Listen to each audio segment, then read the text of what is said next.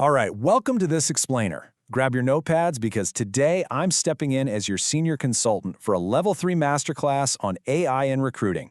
We are moving way past the buzzwords and basic theories. Today is all about actionable Monday morning application. We're going to calibrate your AI judgment skills and show you exactly how to build strategic, bulletproof systems. So, let's jump right in. Recruiting decisions compound. I absolutely love this quote because it perfectly captures the high stakes of what we do every single day. Think about it. One good systemic decision prevents massive misunderstandings and builds essential trust. But on the flip side, one poorly calibrated AI tool can compound errors across your entire hiring pipeline. Getting this right isn't just about efficiency. It's about protecting your organization's integrity.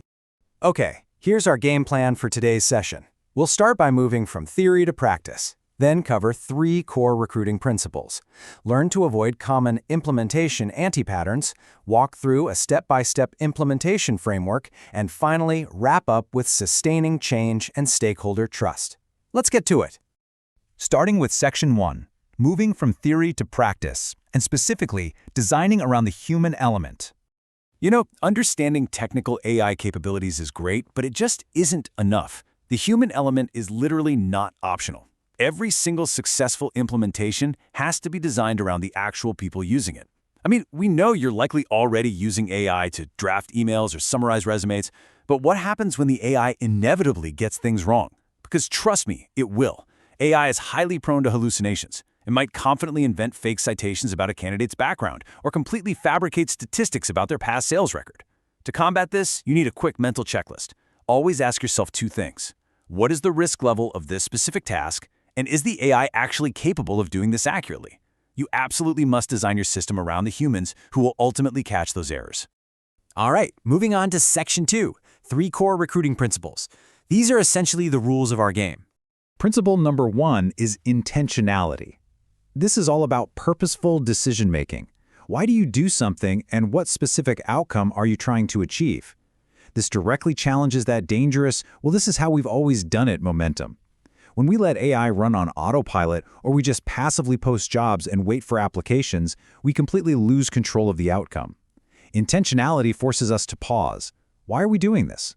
Are we systematically targeting underrepresented candidates, or are we just taking whatever the algorithm feeds us? You have to be incredibly purposeful about your desired outcomes. Our second principle is consistency over perfection, thinking about rigidity versus consistency. Consistency isn't about being rigidly inflexible regardless of the outcome. It's about standardizing a process so you can actually tell if it's working. Think about it this way. If you use AI to generate interview questions, but you use vastly different prompts for different candidates, you've just introduced massive bias. You need a solid standard applied consistently to everyone to enable fairness and measure the true effectiveness of your pipeline. And Principle 3 is measurement and iteration. You implement a new practice, measure the specific outcomes, keep and build on what works, and adjust if it fails. Simply put, you cannot improve what you do not measure. Imagine implementing an AI-assisted blind resume screener just to see if it improves diversity in your interview pool. If it works, fantastic.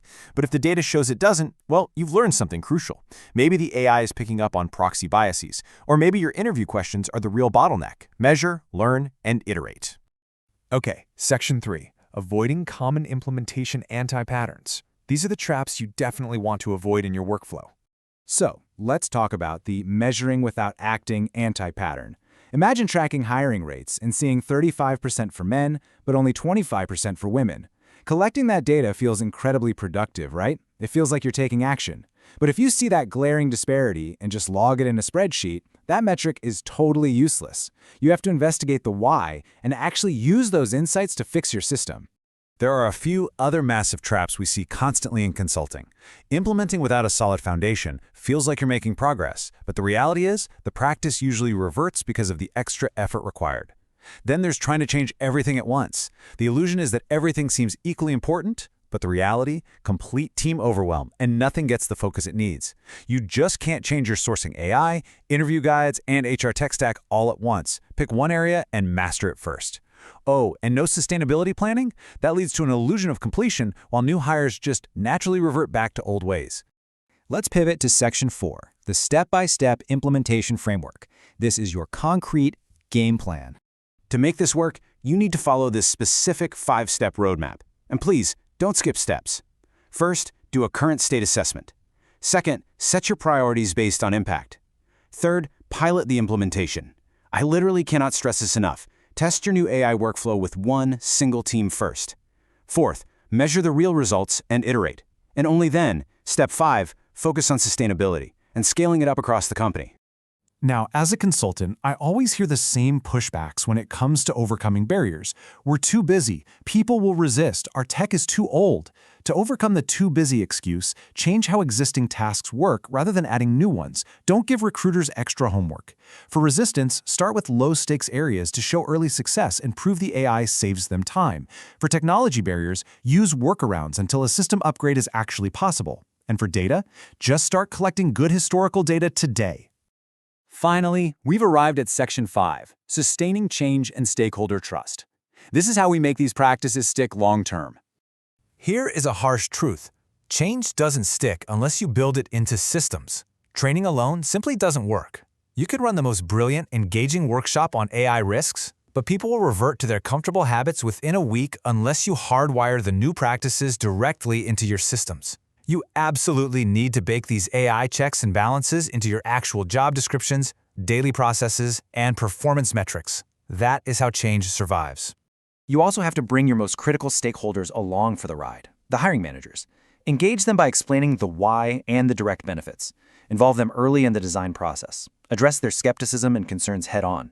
Tell them about the potential for hallucinations or bias screening. But, crucially, show them the concrete data proving how this intentional, measured approach actually helps them find vastly better candidates faster. When they get the why, they become your biggest champions. To wrap up our masterclass today, I want to leave you with a provocative reflection. What recruiting practice would have the highest impact if you improved it today? Seriously, think about it. Don't try to boil the ocean. Take the principles we discussed, pick one single area to implement intentionally, use your new AI judgment checklist, and get to work this Monday morning. Thanks so much for joining me on this explainer, and I will catch you next time.